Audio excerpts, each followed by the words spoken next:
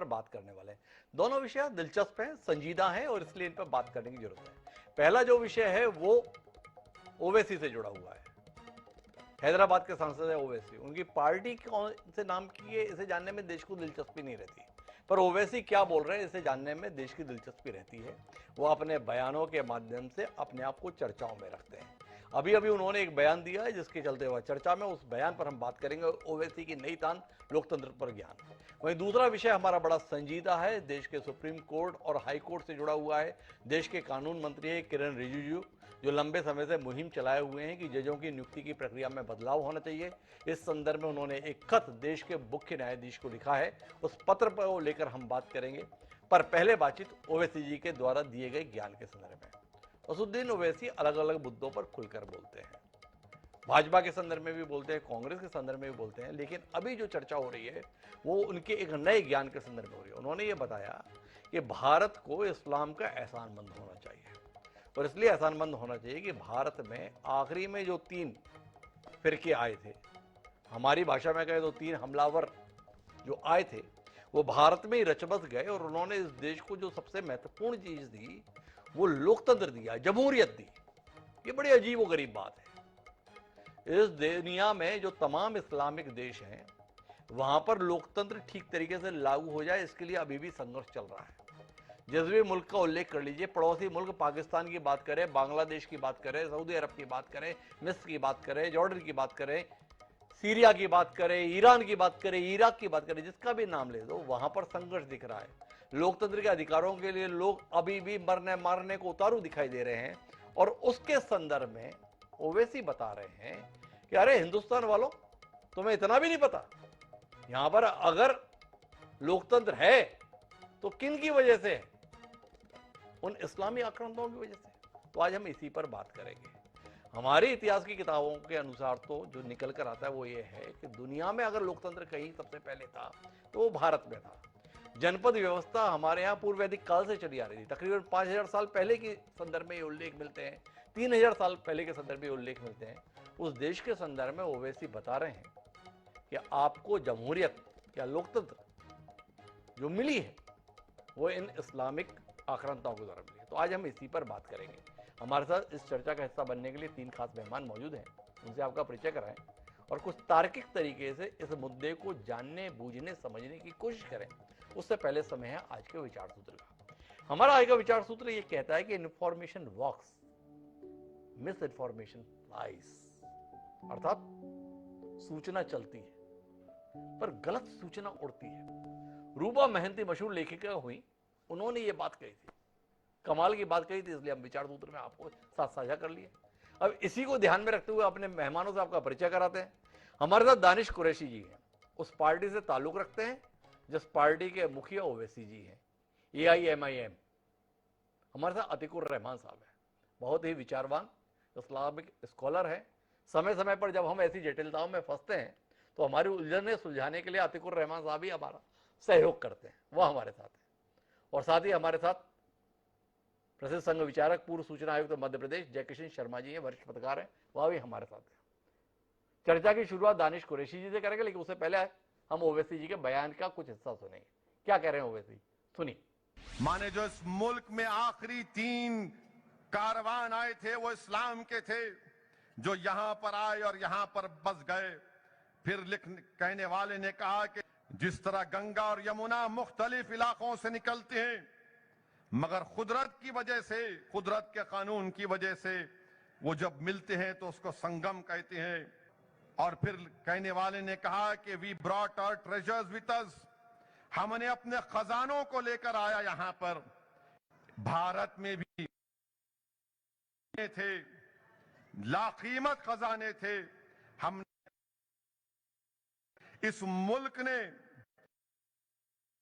ये अपने बंद दरवाजे खोल दिए और हमने उसको सब कुछ दिया।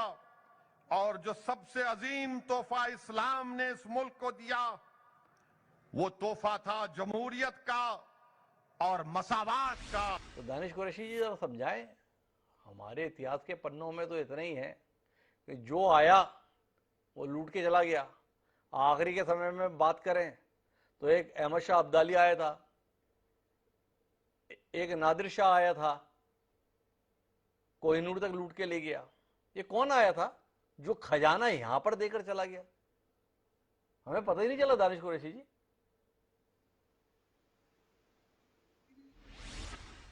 जानकारी है उतना मैं दूंगा तो पता चल जाएगा आपको भी। जी देखिए दिक्कत क्या है कि हमारे यहाँ मतलब हम खुद जब स्कूल में पढ़ते थे तो हमें ये बताया गया कि अंग्रेज यहाँ से ये लूट के ले गए, वो लूट के ले गए, दुनिया भर की तादाद, दुनिया भर का मालो जर लूट के ले गए। आखिरकार जिस कोहिनूर की आप बात कर रहे थे वो भी लूट के ले गए। वो आज जो है क्वीन के उसमें लगा हुआ है टॉप क्राउन में। तो दिक्कत क्या है कि आप हमें ये बताइए कि अगर बात यह है कि ये जितने भी मुस्लिम शासक थे या जो लोग आए थे वो लूट के ले गए थे, तो आखिरकार वो कौन सा माले गनीमत था जो अंग्रेज लूट के ले गए थे? दरअसल दिक्कत क्या है कि ओवैसी साहब के अल्फाज जो है ना, भारतीय जनता पार्टी के लोग बिल्कुल सिलेक्टिव अल्फाज पकड़ते हैं और उसी को चलाते हैं। जैसा मैं आपको एक उत्तर प्रदेश का उनका वाक्य बताऊं, उन्होंने जो कहा था कि भाई जब योगी नहीं रहेंगे, जब मोदी नहीं रहेंगे, तो भारतीय जनता पार्टी ने बहुत चालाकी से उसको चलाया, जबकि उसमें पूरा मामला ये था कि किसी एक बुजुर्ग की दाढ़ी पकड़ के उन्होंने मारा था, कोई किसी पुलिस के बंदे ने।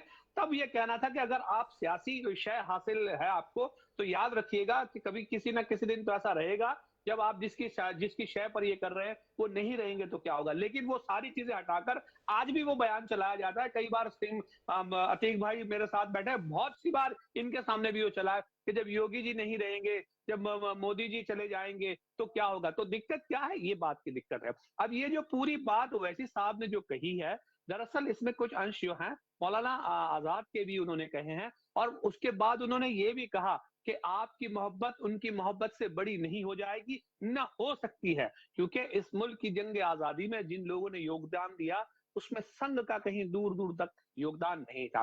रह गई बात हमारे मुल्क में आजादी की जो लड़ाई चली वो यूनाइटेडली जो चली तो 1857 के गदर से लेकर सन 47 तक चली। उससे पहले अंग्रेजों के साथ में अलग अलग टुकड़ों में, छंदों में हम लड़ रहे थे। कहीं टीपू सुल्तान लड़ रहे थे, कहीं कोई लड़ रहा था, कहीं कोई लड़ रहा था। बहुत सारे रियासतें जो थी, राज्य रजवाड़े अपने अपने तरीके से लड़ रहे थे।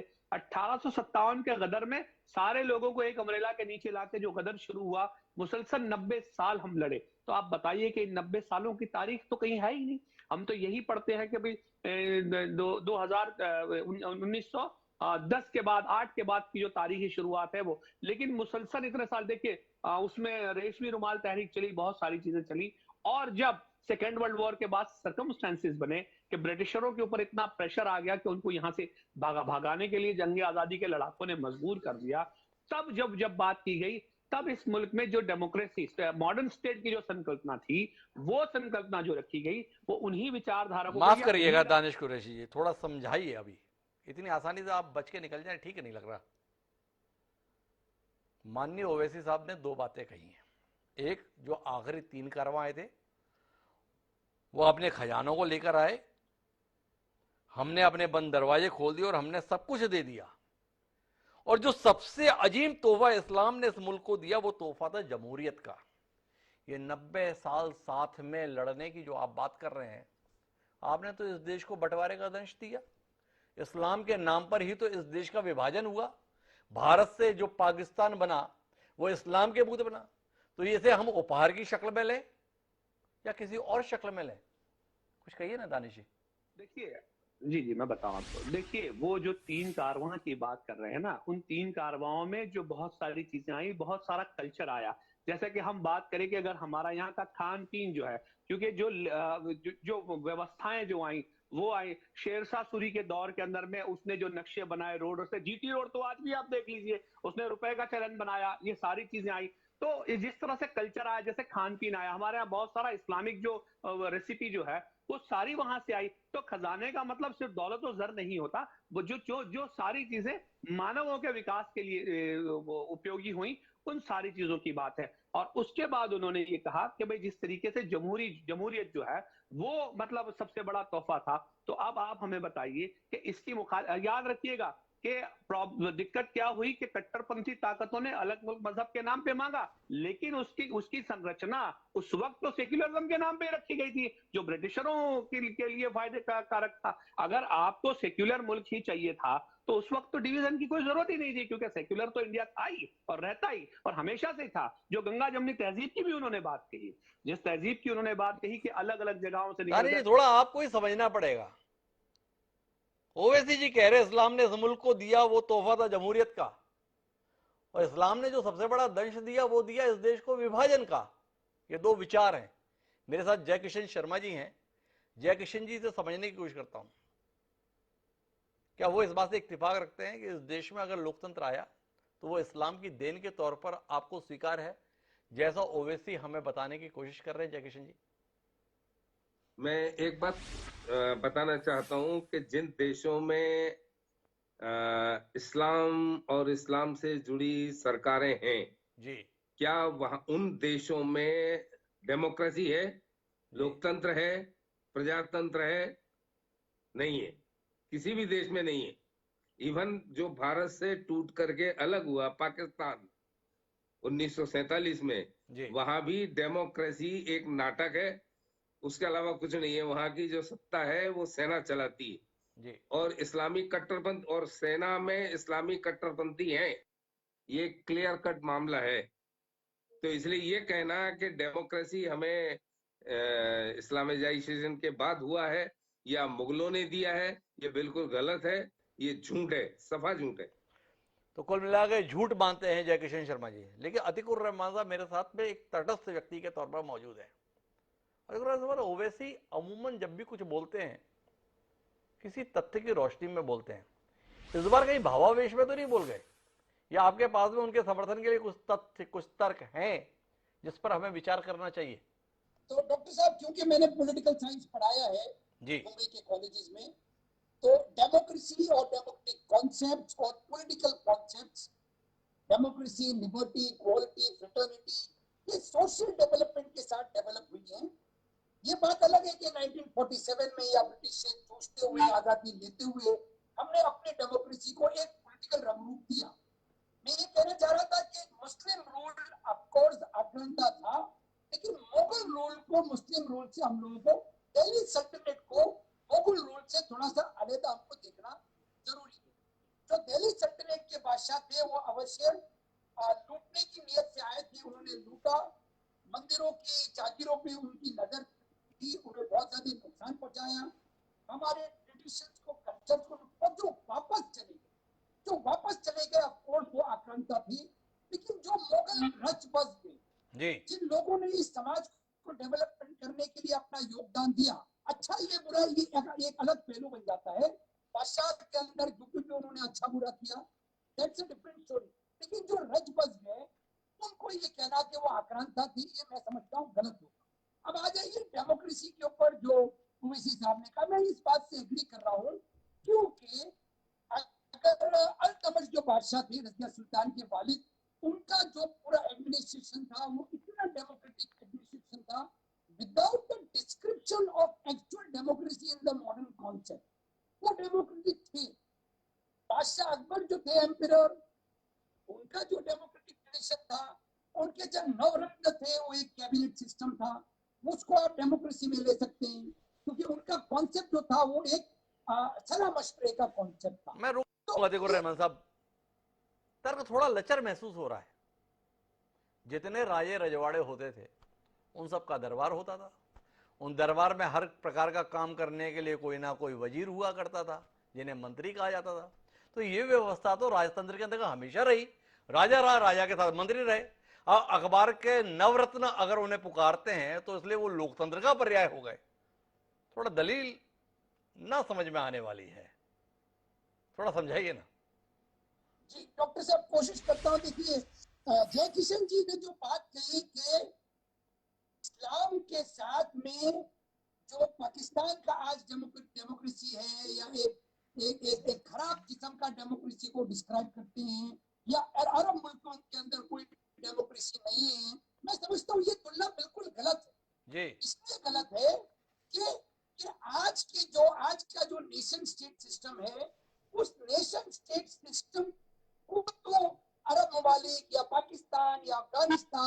तालिबान, ये पूरी तरह से यूएन ह्यूमन राइट्स चार्टर के तहत नहीं। इनको तो एबॉलिश कर देना चाहिए। इनको तो जो कमिटी ऑफ नेशन है इसका भी पार्ट एंड पार्टनर बनाए रखना, मैं समझता हूँ यूएन किस तरह से बर्दाश्त करता है ये हमारी समझ के बाहर है। तो इस्लामिक अगर डेमोक्रेसी की बात हो रही है डॉक्टर साहब, तो डेमोक्रेसी तो इनहेरेंट है इस्लाम के अंदर। डेमोक्रेसी तो इनहेरेंट है। डेमोक्रेसी को हम कैसे मान लें कि इस देश के संदर्भ में डेमोक्रेसी इस्लाम की देन है? हमारा इतिहास बताता है कि लिच्छवी गणराज्य हुआ करता था हमारे यहाँ 3000 साल पहले, उसकी परिषद थी 7070, उसमें जो है सदस्य हुआ करते थे जो अपने जनपद के संदर्भ में फैसले लिया करते थे। आज उस देश में यह बताया जा रहा है कि 400 साल 600 साल 800 साल पहले जो लोग आए उन्होंने इस देश में लोकतंत्र स्थापित किया, या लोकतंत्र इस देश में आया तो उनकी बदौलत आया? सवाल तो है। एक बार फिर मैं वापस दानिश जी के पास जाना चाहता हूं और दानिश जी आपसे समझना चाहता हूं, अगर हिंदुस्तान पे इतनी मेहरबानी इस्लाम की हुई तो जयकिशन जी सवाल उठा रहे हैं जहां इस्लामिक सत्ता राज कर रही है, जो अपने आप को इस्लामिक देश बताते हैं, वहां पर ये लोकतंत्र पानी क्यों मांग जा रहा है? क्यों सांसें फूली पड़ी हुई हैं? थोड़ा इस विषय में बताइए ना दानिश जी। हमारा तो एहसानमंद होना आपने बता दिया, हम एहसानमंद हैं। देखिए इधर क्या डॉक्टर हुआ? साहब, मैं आपको एक बात बताऊं, हम अगर एशिया की ही बात की जाए तो बहुत सारे मुल्क ऐसे हैं जहां जमहूरियत है, जी। लेकिन दिक्कत क्या है कि संघ और उसके एफिलेटेड लोग जो है ना, उनको जब भी इस्लामिक के नाम पे अगर कोई मुल्क याद आता है तो सबसे पहला नाम निकल के आता है उनका पाकिस्तान। ठीक है, लेकिन इसी एशिया खंड की अगर बात की जाए तो आप देख लीजिए, हमारे यहाँ ये इंडोनेशिया है और उसके बगल में 2-3 मुल्क हैं, यहाँ बांग्लादेश भी है। बांग्लादेश के अंदर में अगर जुडिशियल सिस्टम को वो कर दिया जाए एक्सक्लूड, तो उसके अलावा का तो सारा निजाम जो है वो अपने तौर से एक तरीके से जमहूरियत निजाम है। लेकिन सबसे बड़ी बात क्या है कि हम जब बात करते हैं डेमोक्रेसी की, हम इंडिया की बात करते हैं, इंडिया भारत की बात करते हैं, तो हम अपने मुल्क की बात करते हैं। जो कि 47 में जो लोग अलग हो गए, जिनका आधार कट्टरता थी, और शुरुआत में आपने एक बात कही थी कि भाई मजहब के आधार पर या धर्म के आधार पर उसका बंटवारा किया, नहीं। दरअसल पाकिस्तान बनने के पीछे की जो कट्टर सोच थी, उन्हीं लोगों ने मजहब को आधार बनाकर उसका एक निर्माण के लिए जो मतलब एक आग जलाई, जिस आग की चपेट में बहुत सारे उस वक्त अनडिवाइडेड हिंदुस्तान के हिंदुस्तानी आए, दोनों तरफ के, उधर के भी आए इधर के भी आए, और चंद लोग थे जिन्हें अपनी ये भूख संतोष नहीं थी, जो मतलब एक तरीके से वाइसरॉय या एकदम सुप्रीम जो बनना था उनको, जिन्ना जैसे लोगों की बदौलत ये सारी चीजें हुई। इसमें आप देख लीजिए, अगर जिन्ना का किरदार को देखने की बात की जाए तो अतीकुर रहमान साहब यहाँ हैं, शायद संघ समर्थक हमारे जयकिशन साहब भी हैं। अगर किसी ने भी पढ़ा होगा तो उसकी लाइफस्टाइल आप देख लीजिए, जितने भी इस्लाम में हराम चीजें बताई गई उन सारी चीजों का सेवन करते थे वो। उसके बावजूद भी पाकिस्तान के हक में यही कहा जाता है कि धर्म के आधार पर बना, जो कि हकीकत है। जो खुद तो मुसलमान नहीं थे कहने के लिए ना दिखाने के लिए, लेकिन उन्होंने लोगों को इस तरह चलाया।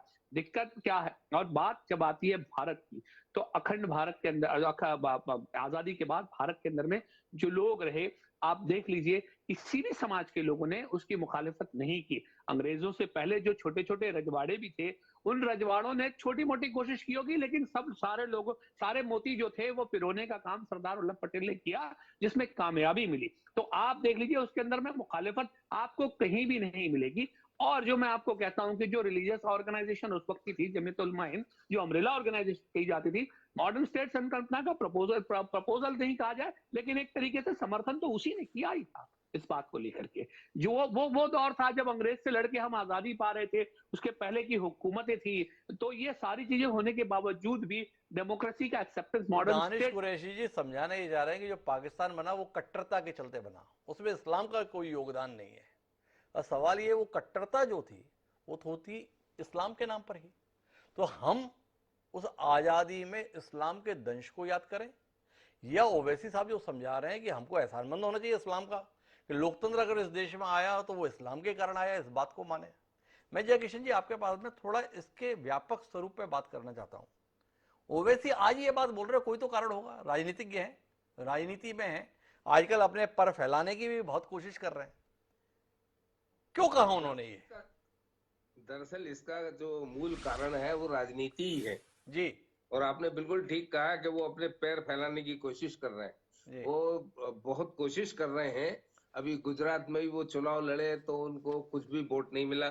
जी इसी तरह से बंगाल में लड़े वो, इसी तरह से बिहार में लड़े वो, बिहार में तो एक आध सीट मिल गई। जी महाराष्ट्र में उनको एक आध सीट मिल गई।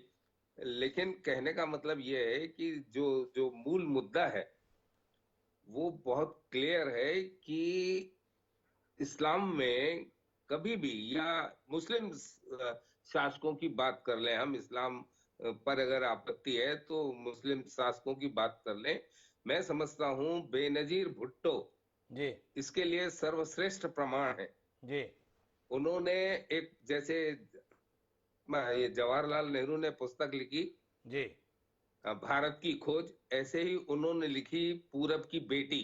जी और उस पुस्तक में, जिसमें उनकी ऑटोबायोग्राफी है वो एक तरह से, जी और हिंदुस्तान पाकिस्तान के बारे में पूरा डिटेल में है उसमें। उसमें उन्होंने एक बड़े मार्के की बात कही है कि इस्लाम, जब इस्लामी शासक यहाँ आए, आक्रांता उन्होंने शब्द यूज किया है, जी शासक नहीं कहा है उन्होंने, राजे महाराजे नहीं कहा है उनको, जी उनको आक्रांता शब्द कहा है और इस्लामी आक्रांता कहा है उनको जी अपनी पुस्तक में।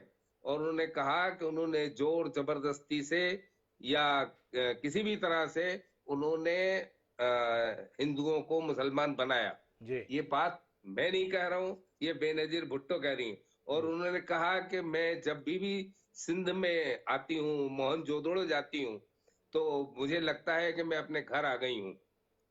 मोहनजोदड़ो का उन्होंने चूंकि वो सिंधी थी तो उन्होंने कहा ये अपभ्रंश शब्द है, एक्चुअल में उसका नाम है मुंजोजोदड़ो, जी यानी मेरा घर। जी तो मैं जब भी मोहनजोदड़ो जाती हूँ तो मुझे लगता है मैं अपने घर आ गई हूँ। मतलब ये है, इसका जो सांकेतिक मतलब अगर हम निकालें जी तो बहुत क्लियर है कि वो जब अपने आप को हिंदू संस्कृति से जोड़ती हैं, जी या हिंदू शब्द पर आपत्ति है तो अपन भारतीय संस्कृति से वो अपने आप को जुड़ा हुआ पाती हैं। और इसीलिए उनमें कुछ डेमोक्रेटिक तत्व थे, जी भुट्टो में भी थे। लेकिन जो इस्लामाइजेशन हुआ पूरा का पूरा इस देश में, उसके कारण आप देखिए जितने भी भारत में मुगल शासक हुए, जी ये डेमोक्रेसी की बात कर रहे हैं। आप बताइए, अपना ग्वालियर का जो किला था, जी उस ग्वालियर के किले में कितने, यानी अच्छा भला किला, उसको जैसे काला पानी की सजा के लिए वहां भेजा जाता था, अंडमान निकोबार, जी ऐसे ग्वालियर की किले में 52 मुस्लिम राजाओं को रखा गया था। अपने, उनको जो उनसे विरोध करते थे उनको ला करके बंद करके रखते थे। जी ये तो इतिहास, मुस्लिम इतिहासकार लिख रहे हैं कि उन्होंने ऐसा किया है। चाहे वो कोई भी शासक रहा हो, जहांगीर हो, औरंगजेब हो, कोई भी रहा हो। कोई और भी उसके रहा हो इस प्रकार के काम किए। मैं आखिरी बातचीत के लिए अतिकुर रहमान साहब आपके पास आना चाहता हूँ।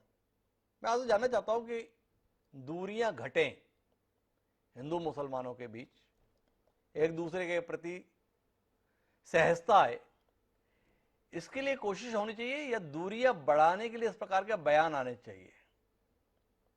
अब इस देश में इस्लामिक सत्ता के संदर्भ में अगर बात की जाएगी तो जितने बादशाह हुए उन्होंने अपने बच्चों के कत्ल किए, भाइयों के कत्ल किए, पिताओं के कत्ल किए, इसका इतिहास भरा पड़ा है।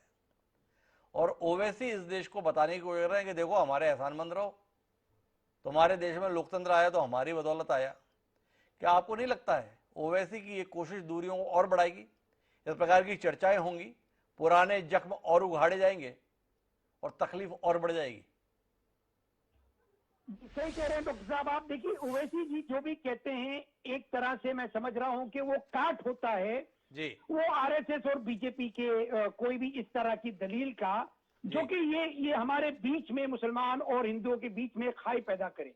और ये पॉलिटिकल आर्ग्यूमेंट्स हैं, इसमें कोई शक नहीं है। जय किशन जी की बात से मैं बिल्कुल भी एग्री नहीं करूंगा कि कम से कम बेनजीर भुट्टो तो कोई हिस्टोरियन नहीं थी। अगर बेनजीर भुट्टो ने किसी को कहा है कि वो आक्रांता थे, किनको कहा है मैं नहीं जानता। बेशक मैंने पहले ही इसलिए कहा कि जो आक्रांता थे वो चले गए, लेकिन जो रज बस गए डॉक्टर साहब, जिन लोगों ने अपनी संस्कृति को अपनाया, भारत की संस्कृति को अपनाया, जिन लोगों ने कंट्रीब्यूट किया उस संस्कृति के अंदर, यहाँ तक कि अकबर ने तो मुल्ला मौलवियों के खिलाफ दीन इलाही का ऐलान कर दिया।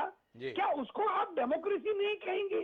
क्या उसको एक डेवलपिंग स्टेज नहीं करेंगे पॉलिटिकल साइंस में? और दूसरी इंपॉर्टेंट बात यहाँ पर यह है कि डॉक्टर रफीक जकरिया अपनी किताब widening divide and insight into Hindu Muslim relations लिखते हैं, बहुत सारे हिस्टोरियंस को कोट करते हुए, किसी भी मुगल शासक ने अपना एडमिनिस्ट्रेशन इस्लाम के नाम पर आगे नहीं बढ़ाया। बहुत सारे ऐसे हिंदू हिस्टोरियंस हैं, वो लिखते हैं जिस तरह से हमारे मंदिरों के अंदर गिरजाघरों में घंटे बजा करते थे, जिस तरह से पूजा स्थल कायम की गई थी, कभी उनके और कोई मुसलमान शासक ने कभी भी शरिया लॉ के तहत सजाएं नहीं दी।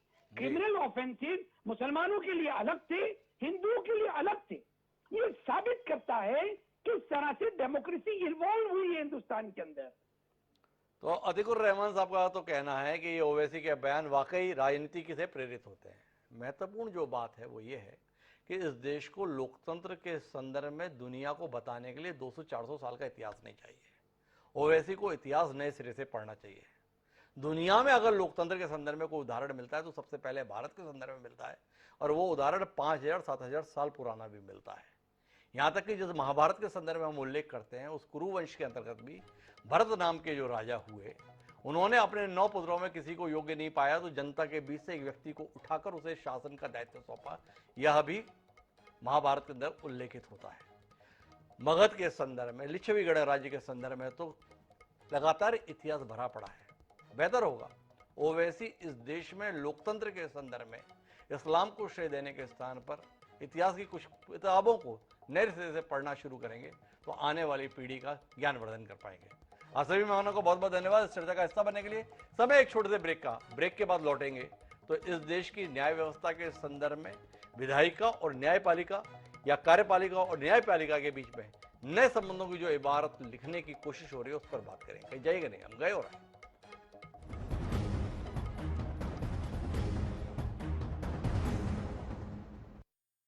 दोस्तों, इन्हें लगता है